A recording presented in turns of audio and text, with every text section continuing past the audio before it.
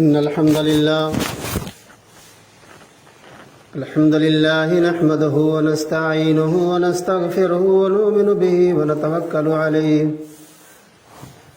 ونعوذ بالله من شرور أنفسنا ومن سيئات أعمالنا من يهده الله فلا مضل له ومن يضلله فلا هادي له وأشهد أن لا إله إلا الله وأشهد أن محمدا عبده ورسوله يا أيها الناس اتقوا ربكم الذي خلقكم من نفس واحدة وخلق منها زوجها وبث منهما رجالا كثيرا ونساء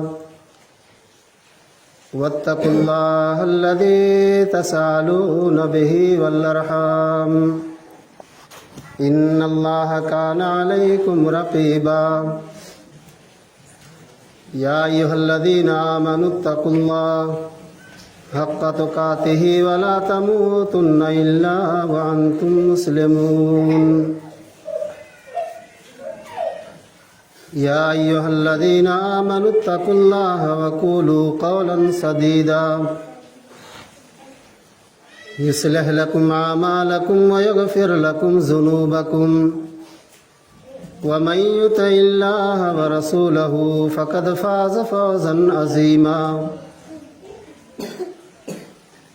أما بعد فإن خير الحديث كتاب الله وخير الهدي هدي محمد صلى الله عليه وسلم وشر الأمور محدثاتها وكل محدثة بدعة وكل بدعة ضلالة وكل ضلالة في النار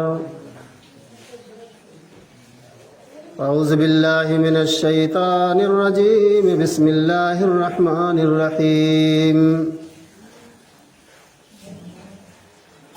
من عمل صالحا من ذكر أو أنثى وهو مؤمن فلنحيينه حياة طيبة ولنجزينهم أجرهم بأحسن ما كانوا يعملون وقال الله تبارك وتعالى في موضع آخر كل نفس ذائقة الموت إنما توفون أجوركم يوم القيامة فمن زحزح عن النار وأدخل الجنة فقد فاز وما الحياة الدنيا إلا متاع الغرور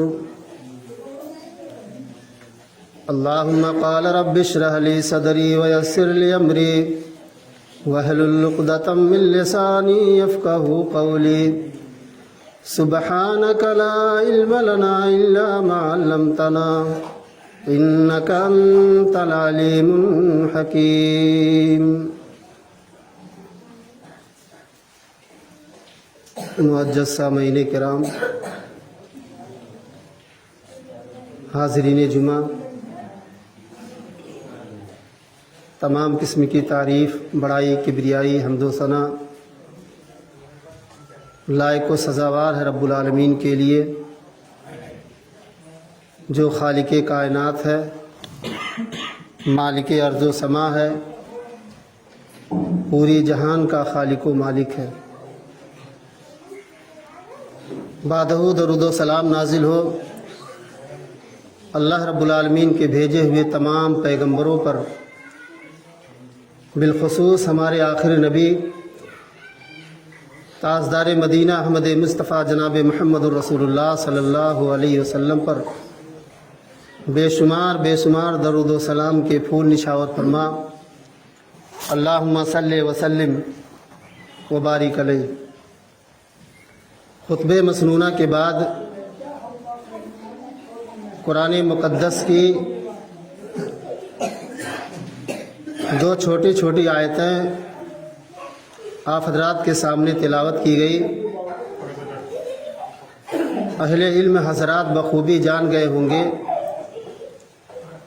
کہ میرا موضوع سخن کیا ہے، اور میں بتا دینا بھی مناسب سمجھتا ہوں کہ آج کے اس خطبہ جمعہ میں میں جس موضوع کے تحت بات کرنا چاہتا ہوں وہ موضوع ہے جنت میں لے جانے والے اعمال۔ آئیے سب سے پہل اس آیت کریمہ کا ترجمہ آپ کے سامنے رکھی جائے تاکہ بآسانی سے آپ حضرات کو سمجھایا جا سکے۔ اللہ رب العزت کلام مجید کے اندر ارشاد فرماتے ہیں، من عمل صالحا من ذکر او انثی، جو مرد یا عورت اچھا عمل کرے گا، عمل صالح کریں گے، نیک عمل کریں گے، وَهُوَ مُؤْمِنٌ، اس حال میں کہ وہ مومن ہو، مسلمان ہو، فَلَنُحْيِيَنَّهُ حَيَاةً طَيِّبَةً، اللہ رب العزت ارشاد فرماتے ہیں کہ ہم اس کی دنیا کی زندگی اچھا بنا دیں گے، دنیا کی زندگی پاک بنا دیں گے، وَلَنَجْزِيَنَّهُمْ أَجْرَهُمْ بِأَحْسَنِ مَا كَانُوا يَعْمَلُونَ، اور مرنے کے بعد جو زندگی ہمیں اور آپ کو ملے گی اس زندگی میں اللہ رب العزت ارشاد فرماتے ہیں کہ ہم تمہیں بہترین اجر دیں گے، بہترین بدلہ دیں گے۔ جو بھی مرد یا عورت اس دنیا میں اچھا عمل کر کے جائے گا، عمل صالح کر کے جائے گا، نیک عمل کر کے جائیں گے، اللہ رب العالمین یہ دنیا کی زندگی اس کے لیے بہترین بنا دے گا، پاک و صاف بنا دے گا، اچھا بنا دے گا، اور مرنے کے بعد جو زندگی اللہ رب العالمین عطا فرمائے گا اس زندگی میں اللہ بہترین اجر دے گا، بہترین بدلہ دے گا۔ آئیے دوسرے آیت کریمہ کا ترجمہ کی جائے۔ اللہ رب العزت ارشاد فرماتے ہیں، کل نفس ذائقۃ الموت، ہر نفس کو، ہر ذی روح کو، ہر جان والے کو موت کا مزہ چکھنا ہے۔ انما توفون اجورکم یوم القیامہ، اور قیامت کے دن ہر نفس کو اس کا پورا پورا بدلہ دیا جائے گا۔ فمن زحزح عن النار، کل قیامت کے دن جو آدمی جہنم کی آگ سے بچ جائے، جہنم کی آگ سے بچ جائے، وَأُدْخِلَ الْجَنَّةَ، اور جنت میں داخل ہو جائے، فَقَدْ فَازَ، وہی شخص حقیقت میں کامیاب ہے۔ کامیابی ہم کہاں کہاں تلاش کرتے ہیں؟ دنیا میں کامیابی کے لیے ادھر ادھر چکر لگاتے ہیں، اور ہمارا دماغ جہاں تک پہنچتا ہے ہم اس آدمی کو کامیاب سمجھتے ہیں کہ جو اچھا سا بینک بیلنس کر لیا ہو، کھیت خرید لیا ہو، دو چار لڑکے باہر ہو، بدیش سے پیسہ آتا ہو، گھر اچھا سا بنوا لیا ہو۔ ہمارا دماغ یہ تصور کرتا ہے کہ وہ آدمی کامیاب ہو گیا ہے، جو اچھا سا نوکری پا گیا ہو۔ کامیابی میرے دوستو بزرگوں اللہ تبارک و تعالیٰ یہاں بیان فرما رہا ہے کہ جو جہنم کے آگ سے کل قیامت کے دن جو نار سے بچ جائے گا، جہنم سے بچ جائے گا، وَأُدْخِلَ الْجَنَّةَ، اور جنت میں داخل ہو جائے گا، حقیقت میں کامیابی وہی ہے، فقد فاز، وہی شخص کامیاب ہوا۔ وَمَا الْحَيَاةُ الدُّنْيَا إِلَّا مَتَاعُ الْغُرُورِ، اور یہ دنیا کی زندگی، جس دنیا میں ہم اور آپ اپنی زندگی بسر کر رہے ہیں، یہ دنیا کی زندگی متاع غرور ہے، یہ دھوکے کی زندگی ہے۔ اللہ رب العزت نے اس دنیا کی زندگی کو دھوکے کا زندگی کیوں کہا ہے؟ اللہ ہی نے اس دنیا کو پیدا کیا ہے، ہمیں اور آپ کو اس دنیا ہی میں اللہ نے بھیجا ہے، بھیجنے کے بعد اس دنیا کو متاع غرور کیوں کہا؟ کیونکہ یہ دنیا ہمیں بڑی حسین و جمیل، بڑی خوبصورت نظر آتی ہے۔ اگر اس دنیا کو دور کی نگاہوں سے دیکھو گے تو دنیا بڑی خوبصورت نظر آئے گی، بڑی حسین و جمیل نظر آئے گی، لیکن اسی دنیا کو اگر قریب کی نگاہوں سے دیکھنے کی کوشش کرو گے یہ دنیا بڑی حقیر ہے، بڑی لاچار ہے، بڑی بے بس ہے۔ عمر فاروق رضی اللہ تعالیٰ عنہ کو جب گورنر بنایا گیا تو ان کے دامن پر، ان کے کپڑے پر 14 چکتیاں لگی ہوئی تھی، 14 پیبند لگے ہوئے تھے۔ انہیں خلیفہ بنایا گیا، چیف منسٹر بنایا گیا۔ لوگوں نے کہا امیر المومنین آپ ہمارے خلیفہ ہیں، آپ ہمارے بادشاہ ہیں۔ دوسرے ملک کے بادشاہ جب آتے ہیں تو آپ پھٹے پرانے کپڑے پہنے رہتے، ہمیں اچھا نہیں لگتا ہے۔ اے امیر المومنین آپ بہترین کرتا سلوا لیجئے، اچھا سا کپڑا سلوا لیجئے۔ حضرت عمر فاروق رضی اللہ تعالیٰ عنہ. میرے دوست و بزرگوں، میں نے تیسرے خطبہ جمعہ کے اندر اس سے پہلے بتایا تھا کہ امیر کا انتخاب اپنے لیڈر کا انتخاب کس طریقے سے چننا چاہیے. ہم کھل کر کے بات کو نہیں بیان کر سکتے ہیں. اشارتاً کہہ دینا چاہتا ہوں کہ اپنا امیر ایک بہترین آدمی کو چننے کی کوشش کریں، اپنا رہبر بہترین آدمی کو چننے کی کوشش کریں جو اچھے طریقے سے ہمارا دیکھ بھال کر سکے، ہماری مصیبت ہماری پریشانی میں کام آ سکے، ہمارے دکھ درد میں شامل ہو سکے. آپ خود سمجھدار ہیں، عقل مندوں کے لیے اشارہ کافی ہوتا ہے. خلیفۃ المسلمین عمر فاروق رضی اللہ تعالیٰ عنہ، ان کی دامن پر 14 پیبند لگے ہوئے تھے. لوگوں کو برا لگتا تھا کہ دوسرے ملک کے لوگ جب آتے تھے اور اس کے دامن پر جب نگاہ پڑتی تھی تو چکتیاں لگی ہوئی تھیں. کسی نے کہا کہ امیر المومنین ایک بہترین سا کپڑا سلوا لیجئے. حضرت عمر فاروق نے، بادشاہ حکمراں کیسا ہوتا ہے، عمر فاروق جیسا. اس واقعے سے ہمیں اور آپ کو عبرت حاصل کرنی چاہیے اور یہ دیکھ کر کے اپنے رہبر کا انتخاب کرنا چاہیے. حضرت عمر فاروق نے اپنے غلام کو بازار میں بھیجا اور 6 دینار دے کر کے بھیجا. کہا جاؤ بازار سے کوئی بہترین کپڑا خرید کر کے لاؤ. حضرت عمر فاروق کا غلام جاتا ہے، 6 دینار کا ایک کپڑا خرید کے لایا. حضرت عمر فاروق اس کپڑے کو اپنے ہاتھ میں لیتے ہیں، کہتے ہیں کہ اے غلام، اب ہمیں اتنا بہترین کپڑا، اتنا اچھا کپڑا ہمیں کیا ضرورت ہے پہننے کی، جاؤ اس کو واپس کر کے 4 درہم والا کپڑا خرید کر کے لاؤ. بادشاہ ہیں، حکمراں ہیں. کہا 2 روپیہ بچ جائے گا، بیت المال میں جمع کر دیا جائے گا، کسی انسان کے، کسی غریب کے کام آ جائے گا. حکمراں دیکھنا ہو تو عمر فاروق کو دیکھو. سلطنت کیسے کی جاتی ہے، بادشاہی کیسے کی جاتی ہے، دیش کیسے چلایا جاتا ہے، راجنیتی کیسے کی جاتی ہے، حکومتیں کیسے کی جاتی ہے. ایک بار عمر فاروق کی تاریخ کو پڑھ کر کے دیکھیے. کہا 2 روپیہ بچ جائے گا، بیت المال میں جمع کر دیا جائے گا، کسی یتیم کے کام آ جائے گا. حضرت عمر فاروق نے 4 درہم کا کپڑا منگوایا اور اسے اپنے جسم میں پہننے لگے. عمر فاروق کا غلام کہتا ہے کہ امیر المومنین، جب آپ کو امیر نہیں بنایا گیا تھا، مکے کا گورنر نہیں بنایا گیا تھا، ایک مرتبہ مجھے خیال ہے آپ نے 800 روپیہ 800 دینار مجھے دے کر کے بھیجا تھا. کہا تھا جاؤ بہترین سا کپڑا خرید کر کے لاؤ، بہترین سا کرتا میرے لیے خرید کر کے لاؤ. میں نے آپ کے لیے کرتا خرید کر کے لایا تھا تو آپ مجھے ڈانٹتے تھے، ڈانٹنے لگے تھے کہ کتنا ردی کپڑا خرید کر کے لائے ہو، کتنا بوکس کپڑا خرید کر کے لائے ہو، کتنا بیکار کپڑا خرید کر کے لائے ہو. اور آپ نے اپنے جیب سے 2 درہم اور نکال کے دیا. کہا جاؤ 1000 روپے والا کپڑا خرید کر کے لاؤ. امیر المومنین، جب آپ امیر نہیں بنے تھے، جب آپ کو گورنر نہیں بنایا گیا تھا، تب آپ کو 800 روپیہ والا کپڑا گھٹیا معلوم ہوتا تھا، بیکار معلوم ہوتا تھا. آج 400 روپیہ والا کپڑا، 4 درہم والا کپڑا آپ کو بہترین نظر آتا ہے، اچھا نظر آتا ہے. حضرت عمر کہنے لگے اے لوگوں، مجھے لوگوں کا امیر بنایا گیا ہے، لوگوں کا گورنر بنایا گیا ہے، ہم لوگوں کی بادشاہ ہیں. کل قیامت کے دن رب العالمین جب ہم سے سوال کرے گا، تو نئے نئے کپڑے پہنا کرتا تھا، تو بادشاہ تھا، حکمراں تھا، اچھا اچھا کپڑے پہن کے گھوما کرتا تھا، تیری حکومت کے اندر، تیری رعایا کے اندر لوگ بھوکوں مرا کرتے تھے، تو میں اللہ رب العالمین کے ہاں کیا حساب دوں گا. حکمراں ایسا تلاشنا چاہیے. وَمَا الْحَيَاةُ الدُّنْيَا إِلَّا مَتَاعُ الْغُرُورِ، یہ دنیا کی زندگی متاع غرور ہے، دھوکے کی زندگی ہے. اللہ رب العزت نے آدم اور حوا علیہ السلام کو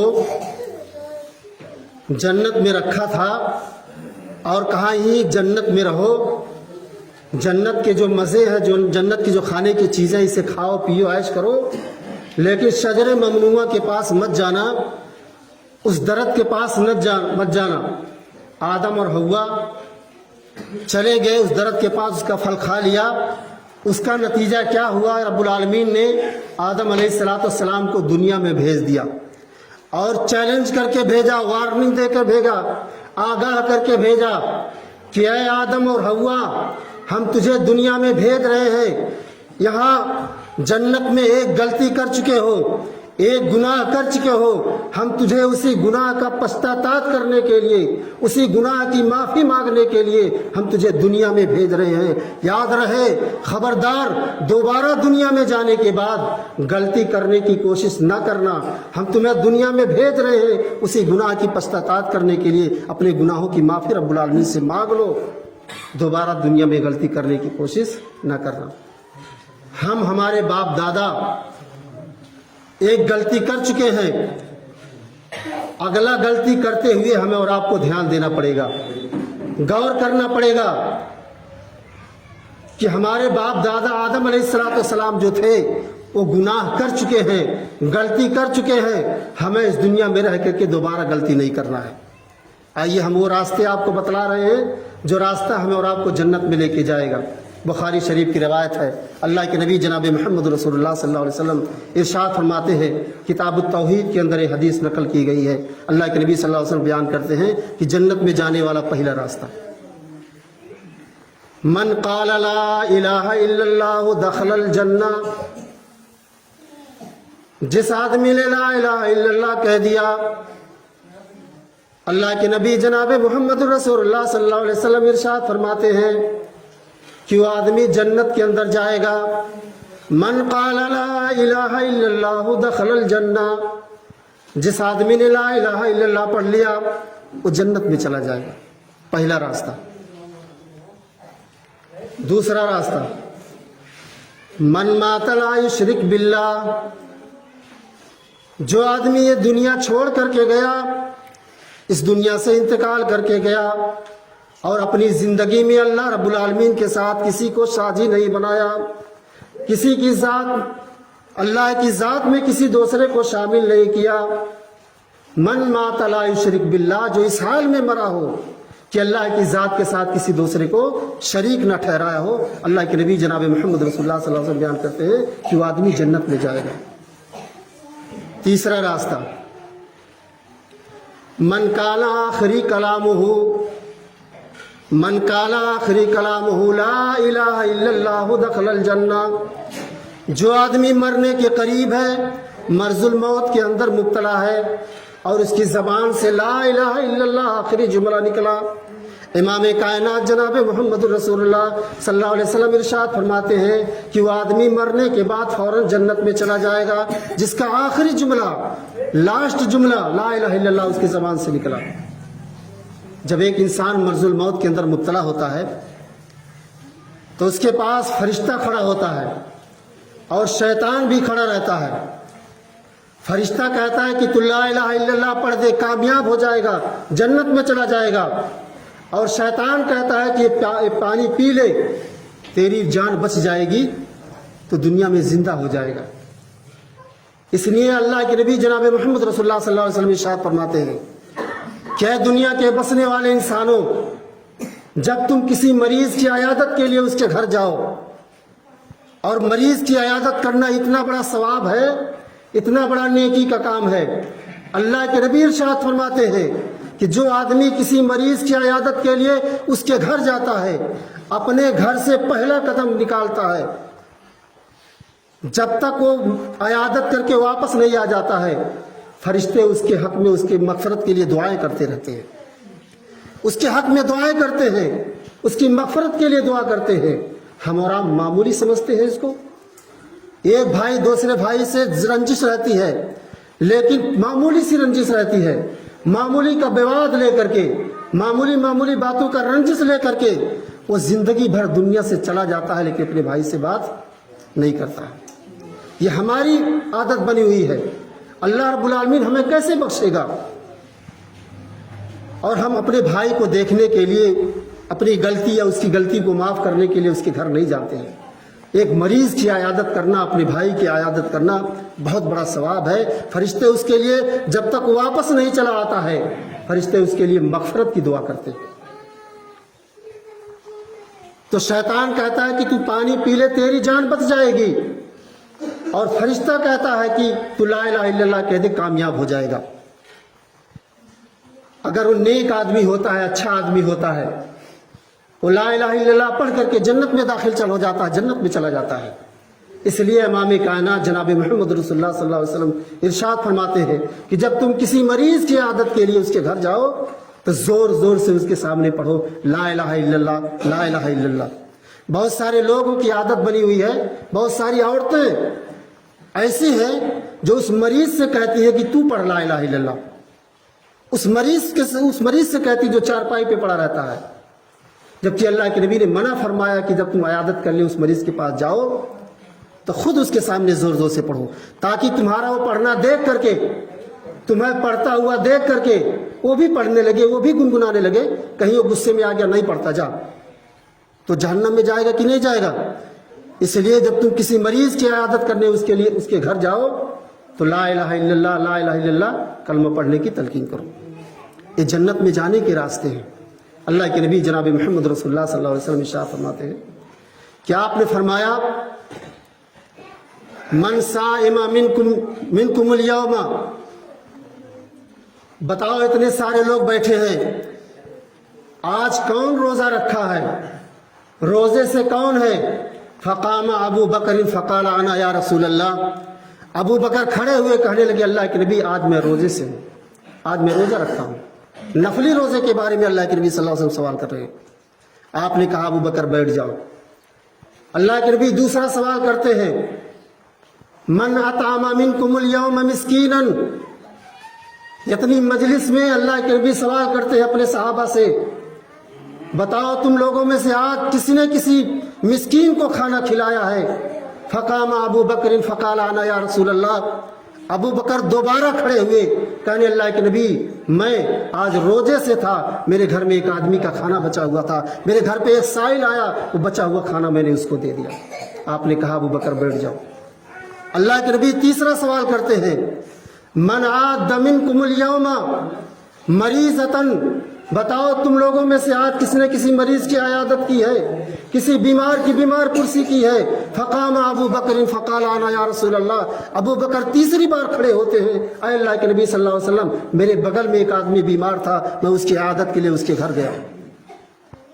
آپ نے فرمایا یہ بار بار ابو بکر کھڑے ہوتے ہیں، بار بار ابو بکر نیکیوں میں سارے لوگوں سے سبقت لے کے جاتے ہیں۔ آپ چوتھا سوال کرتے ہیں من تبع منکم اليوم جنازۃ، بتاؤ تم لوگوں میں سے آج کس نے کسی جنازے کی نماز پڑھی ہے؟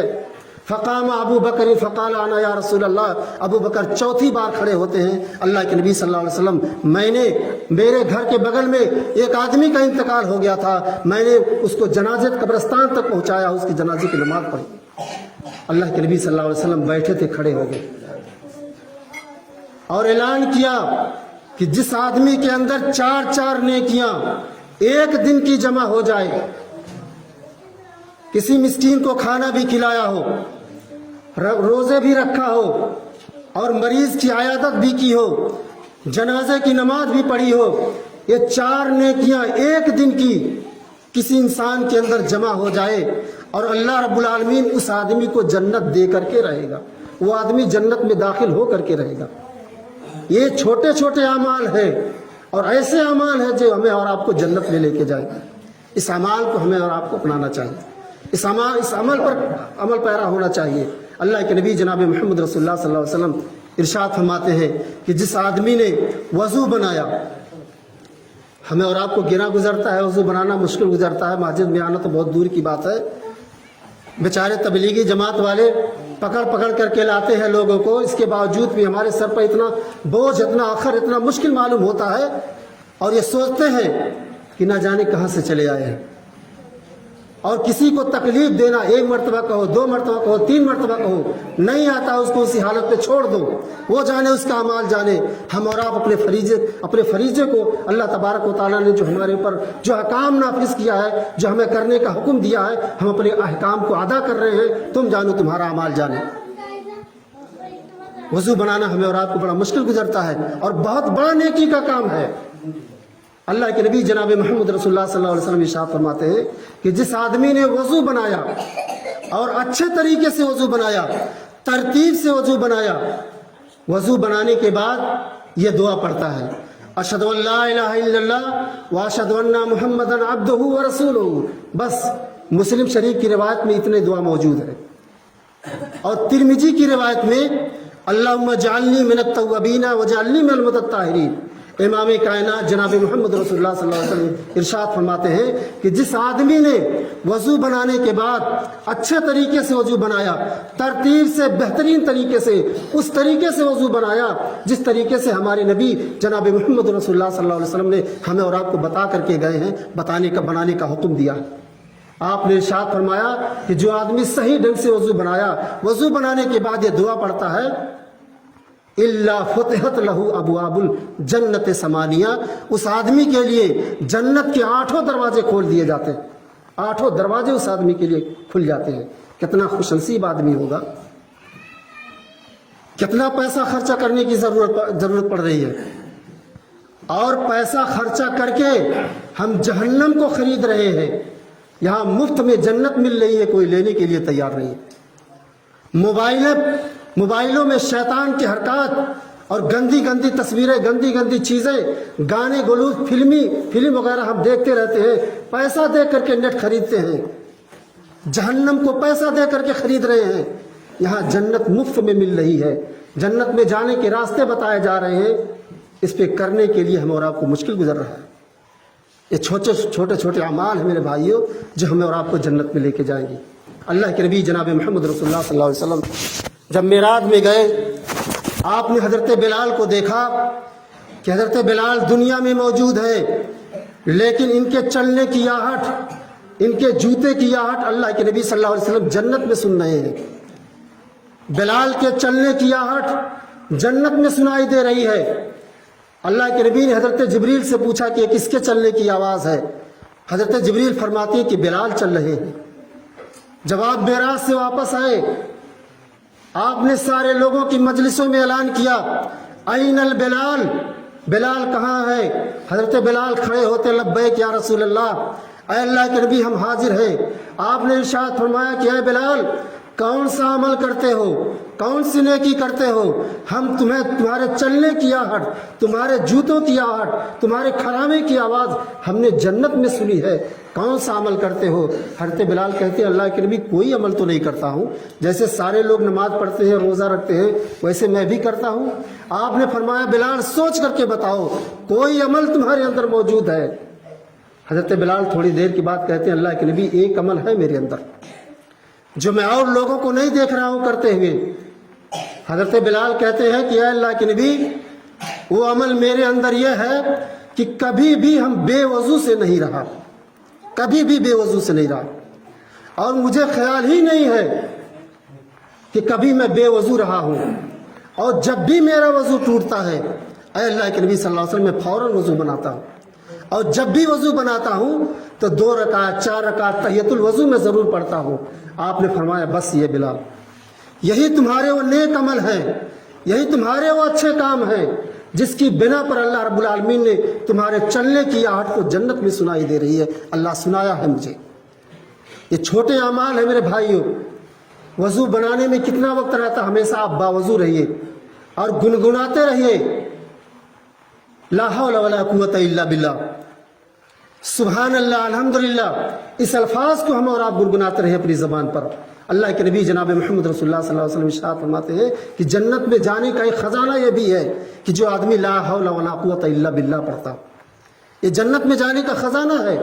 आपने इरशाद फरमाया, अल्लाह तबारक व तआला कुरान करीम के अंदर इरशाद फरमाता है, कद अफ़लहल मोमिनून अल्लज़ीना हुम फ़ी सलातिहिम ख़ाशिऊन। वो मोमिन लोग कामयाब हो गए, वो मुसलमान कामयाब हो गया जो अपनी नमाजों के अंदर खुशू खुजू अख्तियार करते हैं, जो नमाज को पाबंदी के साथ पढ़ते हैं। ये भी जन्नत में जाने का एक रास्ता है मेरे भाइयों। ये छोटे छोटे रास्ते हमें और आपको अपनाना चाहिए।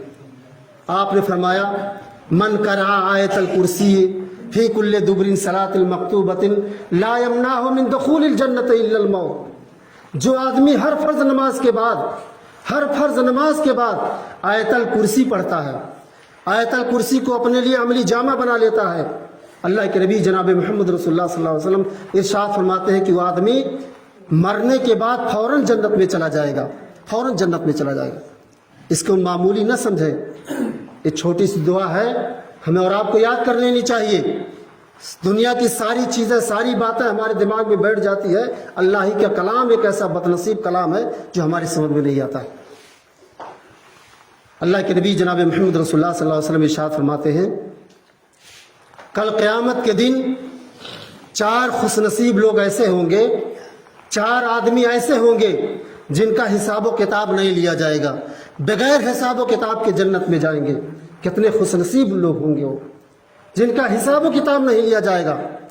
الذین هم لا یتطیرون, وہ آدمی کل قیامت کے دن چاہے مرد ہو یا عورت, بغیر حساب و کتاب کے جنت میں جائے گا جو بدشگونی نہ لیتا ہو. بدشگونی کا کیا مطلب ہے؟ مثال کے طور پر ہم راستہ پکڑ کے جا رہے ہیں, راستے سے بلی گزر جاتی ہے. ہمارا عقیدہ اس قدر بگڑ چکا ہے, ہمارا ایمان اتنا کمزور ہو چکا ہے, بلی کے گزر جانے سے ہم وہی اپنا موٹر سائیکل کھڑا کر دیتے ہیں کہ جب تک دوسرا آدمی نہیں گزر جاتا ہم نہیں گزرتے. آج کل کی ہماری مائیں اور بہنیں عقیدے کی اس قدر چھٹی ہو چکی ہیں, ایمان کی اس قدر ردی ہو چکی ہیں کہ جب چھوٹا سا بچے کو جب تیل وغیرہ لگاتی ہے اور کاجر لگاتی ہے تو اس کی پیشانی پر تلک رکھ دیتی ہے, کالا سا تھوڑا لگا دیتی ہے اس کی پیشانی پر تاکہ میرے بچے کو نظر نہ لگے. موت و زندگی کا مالک اللہ ہے, رب کی ذات کے اوپر بھروسہ رکھو. ان ٹیکے کے اوپر تمہارا اعتماد, تمہارا بھروسہ ہے. یا ٹیکا لگا دینے سے نظر نہیں لگے گا, ٹونا نہیں لگے گا. جناب محمد رسول اللہ صلی اللہ علیہ وسلم نے منع فرمایا ہے, الذین هم لا یتطیرون, وہ لوگ بغیر حساب و کتاب کے جنت میں جائیں گے جو بدشگونی نہ لیتے ہو. عرب کے لوگ بھی اس طریقے سے کیا کرتے تھے, پرندہ پکڑ کر کے لاتے تھے. انہیں جب سفر کرنا ہوتا تھا تو اس پرندوں کو اڑاتے تھے. اگر وہ پرندہ اڑ کر کے دائیں جانب چلتا تھا تو راستہ چلتے تھے, اگر وہ پرندہ بائیں جانب اڑ کر کے جاتا تھا تو منحوس سمجھتے تھے, وہ سفر نہیں کرتے تھے. عرب کے لوگوں کے اندر بھی اس طریقے سے بدعت, اس طریقے سے خرافات پیدا ان کے اندر بھی ہوا تھا. اللہ کے نبی صلی اللہ علیہ وسلم ارشاد فرماتے ہیں, الذین هم لا یتطیرون, وہ آدمی بغیر حساب و کتاب کے جنت میں جائے گا جو بدشگونی نہ لیتا ہو, بدشگونی نہ لیتا ہو.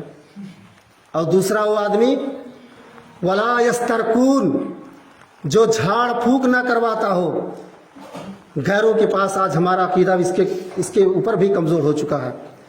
میں نہیں کہتا ہوں کہ دعا مت کرائیے, دعا کرایا جا سکتا ہے, لیکن دعا نہ کرا کر کے رب کی ذات کے اوپر اعتماد اور بھروسہ رکھو. اللہ ہی نے بیمار کیا ہے اور اللہ ہی شفا دے گا, یہ سب سے زیادہ بہتر ہے. ولا یسترقون, وہ بغیر حساب و کتاب کے جنت میں جائے گا جو جھاڑ پھونک نہ کرواتا ہوگا, جھاڑ پھونک نہ کروایا ہوگا. ولا یغتؤون, چوتھا وہ آدمی جو اپنے جسم کو دگوایا نہیں ہوگا. بہت سارے لوگ اپنے عاشق و معشوق کا نام اپنے جسم پر لکھ لیتے ہیں. ہم نے دیکھا فلپین والوں کو, چائنا والوں کو اپنے سارے جسم پر وہ تصویریں بنا لیتے ہیں, فوٹو بنا لیتے ہیں, اپنے جسموں کو گدوا لیتے ہیں. اللہ کے نبی جناب محمد رسول اللہ صلی اللہ علیہ وسلم ارشاد فرماتے ہیں کہ اگر اس طریقے سے کوئی آدمی مر جائے کہ جس کے جسم پر داغ لگا ہو, گدوایا ہو, جس طریقے سے سانڈ کو لوگ داغ دیتے ہیں اپنی پہچان بنانے کے لیے کہ میرا سانڈ ہے, اسے ٹھپا لگا دیتے ہیں, داغ دیتے ہیں. ایسے کچھ نوجوان طبقے کے لوگ ہیں, نام اپنے ہاتھوں پہ لکھا لیتے ہیں, اپنے محبوبہ کا نام لکھا لیتے ہیں. اللہ کے نبی جناب محمد رسول اللہ صلی اللہ علیہ وسلم ارشاد فرماتے ہیں کہ جب تک وہ نام نہیں مٹوا لیتا ہے جو اپنے جسم پر دگوایا ہے, ایسے انسان کو مر جانے کے بعد مسلمانوں کے قبرستان میں دفن نہ کیا جائے, اس کا نماز جنازہ نہ پڑھا جائے, جب تک کہ آپریشن کے ذریعہ, بغیر آپریشن کے ختم ہونے والا نہیں ہے. آپ صابن یا سرف کچھ بھی استعمال کریں, کوئی بھی فارمولہ استعمال کر لیں, وہ مٹنے والا نہیں ہے. وہ مشین کے ذریعہ چمڑے کو کاٹ کے لکھا جاتا ہے. بہت سارے لوگ تیزاب سے لکھتے ہیں, تیزاب سے اپنا نام, اپنے عاشقوں کا نام لکھتے ہیں. یہ حرام ہے میرے دوست بزرگوں. اللہ کے نبی جناب محمد رسول اللہ صلی اللہ علیہ وسلم ارشاد فرماتے ہیں ولا یغتؤون, وہ آدمی کبھی بھی بغیر حساب و کتاب کی جنت میں نہیں جائے گا جو دگواتا ہوگا. وعلی ربہم یتوکلون, چوتھا وہ آدمی ہوگا ہر مصیبت میں, ہر پریشانی میں, ہر دکھ درد میں رب کی ذات کے اوپر اعتماد اور بھروسہ کرتا ہوگا. کتنی